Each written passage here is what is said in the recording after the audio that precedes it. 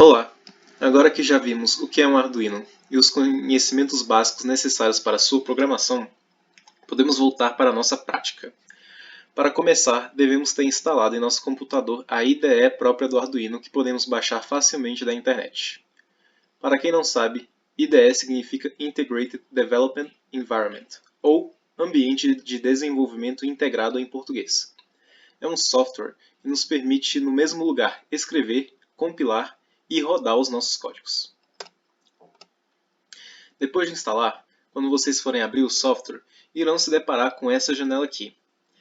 A imagem aqui mostra os principais botões que você irá utilizar quando for programar. Essa tela branca é o nosso editor de texto, onde iremos escrever o nosso código. Esse botão aqui mais à esquerda é onde clicamos para compilar o código e procurar por possíveis erros que então aparecerão na tela preta aqui embaixo. Quem tiver uma placa, após compilar, pode clicar nesse botão aqui para passar o código para dentro do Arduino. Quando terminar de carregar, ele irá começar a executar imediatamente. Aqui na direita nessa lupa, a gente abre o monitor serial. É por meio desse monitor que podemos nos comunicar com o Arduino durante a execução de algum algoritmo. Agora que vimos as principais ferramentas da IDE, podemos começar a pensar em como iremos criar o nosso primeiro programa aqui dentro. Quando formos programar no Arduino, teremos duas funções principais, a void setup e a void loop. A razão de elas começarem com void é porque elas não retornam nenhum valor quando chegam ao final da sua execução. A void setup é onde nosso código começa. Assim que você liga a placa, ela executa o que está dentro da void setup somente uma vez. Assim que a void setup acaba, a gente passa a execução para o void loop. Tudo que está dentro das chaves do void loop será executado infinitas vezes enquanto a placa estiver ligada. Toda vez que o código dentro do void loop chegar ao fim, ele volta para o início e repete a execução, fazendo então um loop infinito. Agora que temos duas funções diferentes, cada uma com seu próprio código, é necessário aprender o que é um escopo. Cada escopo é delimitado por chaves e é separado um do outro, de forma que um escopo não consegue enxergar ou ter acesso a algo que está presente no outro. Temos então um escopo para a void setup e um escopo para a void loop. Mas então, o que isso influencia no seu algoritmo? Como foi dito, o que está dentro de um escopo não está visível para o outro. A principal consequência disso está na hora de declarar nossas variáveis. Uma variável declarada em um escopo não existe nos escopos separados dele. Logo, ela não pode ser manipulada fora do seu escopo. Aqui temos um exemplo disso. Ao compilar o código, ele nos disse que aqui tem um erro por conta que não declaramos a variável x dentro do escopo da void loop. O que está acontecendo é, nós declaramos a variável dentro do void setup. Logo, ela não existe dentro do void loop, pois são escopos diferentes. Podemos corrigir este erro declarando uma variável global, ou seja, uma que exista em todo o código. Para isso, declaramos ela fora de qualquer escopo. Essa imagem mostra exatamente isso. Quando declaramos a variável aqui em cima, o compilador não detecta nenhum erro ao utilizarmos essa variável em qualquer um de nossos escopos, porque ela está disponível para todos eles. Agora que estamos familiarizados com o conceito de escopo e com as funções da void setup e void loop, estamos prontos para escrever nosso primeiro código, que será passado para a placa. Antes de mostrarmos a sua execução, vamos tentar ler o que ele faz. Primeiro, declaramos a variável global pino, que é do tipo inteira. Na primeira linha dentro da void setup, utilizamos a função pinMode. O que essa função faz é definir o pino que você passou como argumento como sendo uma entrada, input, ou uma saída, output. Nesse caso, definimos que o pino 13 seria uma saída. Tem algum motivo para termos escolhido o pino 13? Tem sim. Aqui escolhemos esse pino porque ele é conectado a um LED da placa, de forma que podemos apagá-lo ou acendê-lo sem precisar realizar nenhuma conexão com fios. Na segunda linha, dentro do void setup, utilizamos a função serial.begin. O que essa função faz é configurar a taxa de transferência em bits por segundo para a transmissão serial. Através da transmissão serial, podemos fazer uma comunicação entre a placa e o computador durante a execução do código, utilizando o tal do monitor serial que mencionamos mais cedo. Agora, na primeira linha do void loop, utilizamos a função digitalWrite. Ela serve para colocarmos um pino definido como saída em high ou em low. High é 5 volts, low é 0 volts. Quando o pino 13 estiver em high, o LED irá acender, e quando estiver em low, ele irá apagar. Logo após, temos a função serial.print. O que estiver dentro dos parênteses será escrito na tela do computador no monitor serial. No serial.print, nós podemos concatenar texto e variáveis usando o sinal de mais. O texto é colocado entre aspas, e as variáveis são colocadas dentro da função string para serem transformadas em texto. Mas saibam que só é necessário utilizar string quando formos escrever variáveis juntos de textos. Quando for para escrever apenas variáveis, você pode apenas colocar serial.print e o nome da variável aqui dentro. Continuando, abaixo de serial.print temos o delay 1000. A função delay diz para o Arduino que ele deve esperar 1000 milissegundos, o equivalente a 1 segundo, sem realizar nenhuma ação, antes de prosseguir para a próxima linha de código. Delay traduz do inglês para atraso. O que estamos fazendo é exatamente atrasar a execução do programa em 1 segundo. Você pode colocar outra quantidade de milissegundos como argumento para essa função. Após o primeiro delay, alteramos o pino 13 de high para low. E utilizamos a função serial.println e utilizamos a função serial.println. A diferença de serial.println para serial.print é que a println já inclui a quebra de linha após a escrita do texto. Ele pula para a linha de baixo após o println. Após o último delay, o código termina, porém a execução dele continua. Lembre-se que tudo que está dentro do void loop é repetido infinitamente. Logo, o Arduino retornará para o primeiro digital write e continuará a execução de onde ele parou.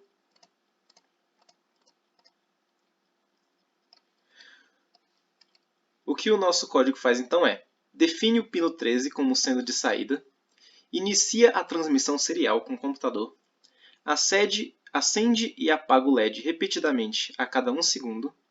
Quando o LED está aceso, ele imprime na tela que ele está aceso, e imprime que ele está apagado quando ele estiver apagado.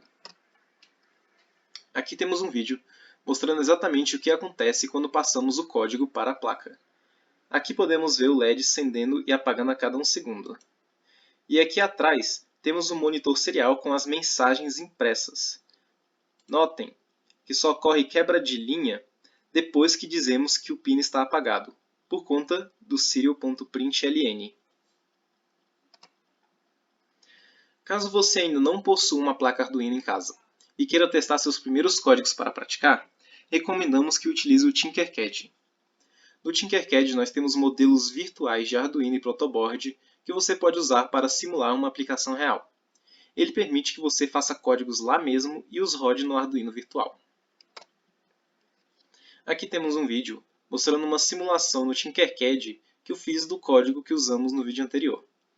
A diferença é que aqui eu decidi colocar uma protoboard, uma placa que serve para fazer prototipagem de circuitos elétricos. Ela é toda coberta por furinhos interligados internamente que facilitam a conexão entre fios e equipamentos eletrônicos, como o LED e o nosso resistor. Nós colocamos uma resistência em série com o LED para diminuir a tensão sobre o LED, porque se aplicarmos 5 volts diretamente no LED, ele irá queimar.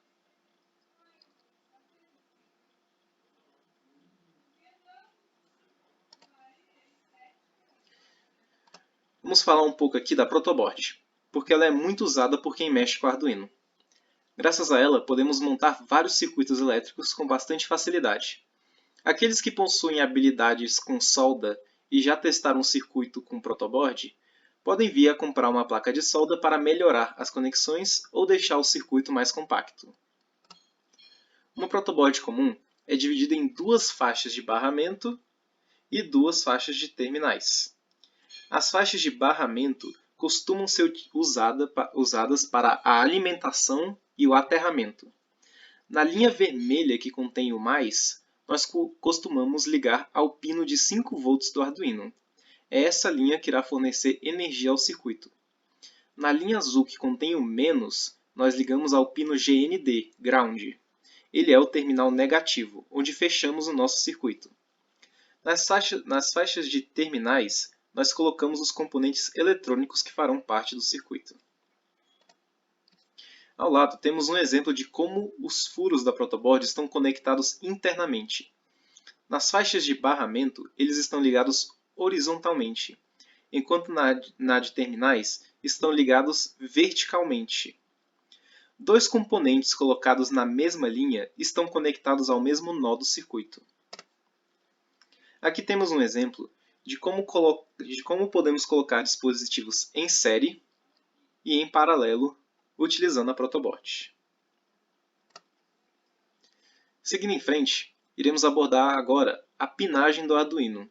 É fundamental saber quais portas você irá utilizar em qualquer projeto, pois nem todas são iguais. Nessa imagem aqui temos o que cada pino representa.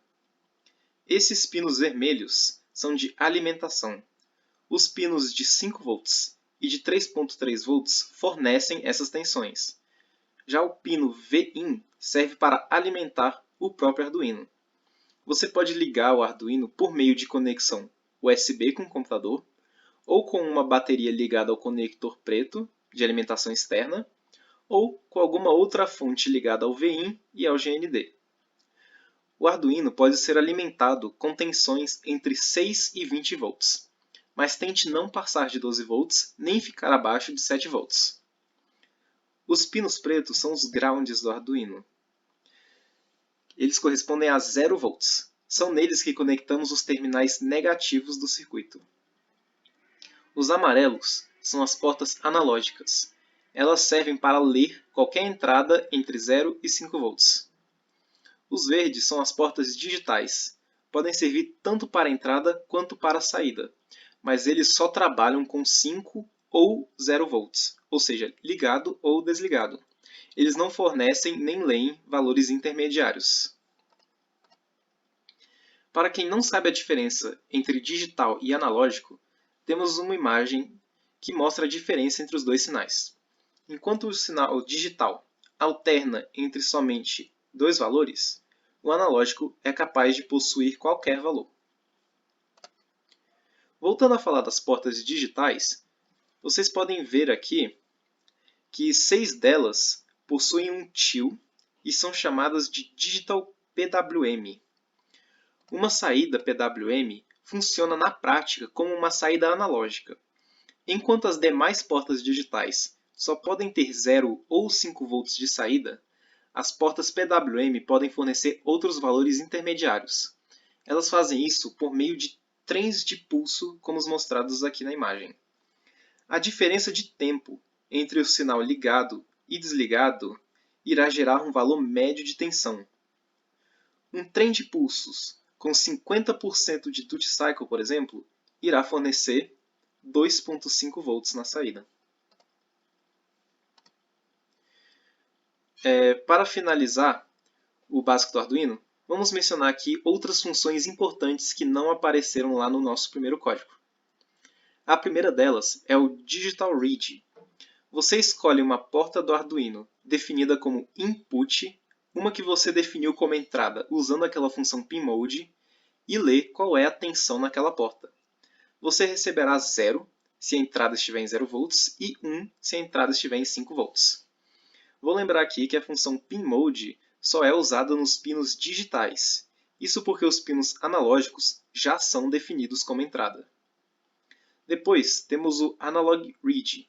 Você escolhe uma porta analógica e lê qual é a tensão naquela porta. Você irá receber algum número inteiro entre 0 e 1023, correspondente à tensão lida. Atenção! Isso não significa que podemos ler até 1023 volts. O 1023 corresponde a 5 volts. Isso daqui apenas significa que podemos ler 1024 valores diferentes entre 0 e 5 volts. Por último, temos o Analog Write. Você escolhe uma porta digital PWM, definida como output, e passa um valor entre 0 e 255 como parâmetro. Na saída, teremos um valor de tensão entre 0 e 5 volts, correspondente ao número inteiro que você passou aqui. Então, podemos ter 256 valores diferentes na saída. Do Arduino em si, já falamos daquilo que era trivial, mas acho pertinente mostrar para vocês como que utilizamos um botão em conjunto com o Arduino, visto que é um apetrecho simples, mas bastante usado. O uso do botão requer um conhecimento básico de programação e de circuitos elétricos. Nessa imagem aqui, temos um exemplo de um circuito que nos permite detectar quando que alguém aperta o botão. Aqui temos a representação do circuito interno do botão. Esses botões possuem 4 terminais divididos em 2 pares separados um do outro. Quando apertamos o botão, o circuito é fechado e todos os terminais se conectam. Enquanto não apertamos o botão, o circuito permanecerá aberto e não passará nenhuma corrente sobre o resistor. Mas assim que o apertarmos, teremos um circuito resistivo comum, onde temos uma resistência entre o terminal positivo e o negativo. Ao utilizarmos a função digitalRead no pino onde está conectado ao fio verde, estaremos medindo a tensão sobre o resistor, que será de 5 volts. Logo, o que acontece é que a entrada estará em low, normalmente, mas sobe para high enquanto o botão estiver pressionado. Quanto à programação, tudo o que precisamos é utilizar este código que irá detectar quando que o botão está ou não pressionado. E aí poderemos decidir o que fazer com base nessa informação. Definimos o pino digital do botão como sendo a entrada. Lemos o valor de tensão nesse pino com digitalRead. E então checamos se a tensão lida foi high. Se sim, o botão foi pressionado, e nesse caso pedimos para que ele imprima no monitor serial que o botão foi apertado. E é isso aí, amigos. Terminamos de passar pelo básico do Arduino. A verdade é que ainda existem inúmeras aplicações, funções e circuitos que podemos fazer, e é impossível passarmos por tudo nesse pouco tempo. É possível conectarmos diversos sensores e atuadores à nossa placa, cada um deles com suas funcionalidades e peculiaridades. E é necessário pesquisar por conta própria como que se utiliza cada um deles. Para nossa sorte, a maioria dos componentes possuem bibliotecas próprias no Arduino que facilitam muito a sua utilização, além de guias na internet explicando como usar cada um deles. O objetivo aqui era capacitar vocês a utilizar o Arduino de maneira geral e fornecer o conhecimento básico para vocês irem por conta própria atrás dos seus projetos. Mesmo assim, trouxemos algumas aplicações bem legais de coisas que dá para fazer com Arduino e que você pode usar, por exemplo, na confecção de cosplay. Continue assistindo para vocês verem como que se faz.